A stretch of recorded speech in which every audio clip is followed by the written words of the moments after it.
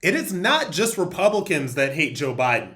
Now, something is happening right now, and it is really, really, really bad news for Joe Biden. And this is it. Poll after poll after poll shows him underwater, not just with some Democrats, but with independents that disagree with his handling of all of the major issues that are affecting this country right now. Issues from inflation to the border to the debacle in Afghanistan to all of these different things that people are seeing. And so this isn't about partisan bickering. This is about Americans that are even independents that are standing up and saying that there is something wrong here.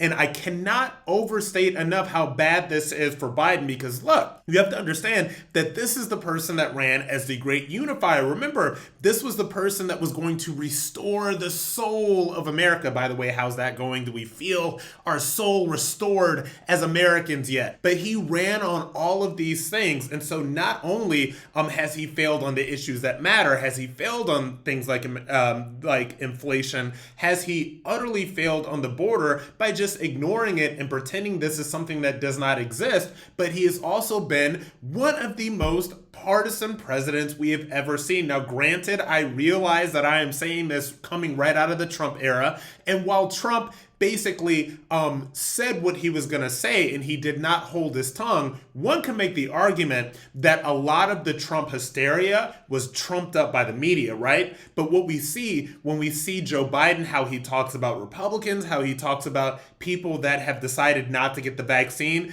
it is angry, it is bitter, it is hateful, it is mean. This is not somebody that is restoring the soul of America. This is somebody that is playing partisan politics at all times because they know they have nothing else to play. And independents see this. And why it is so dangerous for Joe Biden to be this underwater with independents is because independents decide elections. Now, it could just be, Republicans are always going to say one thing and Democrats are always going to say another thing. And sometimes the two sides come together and agree about certain things.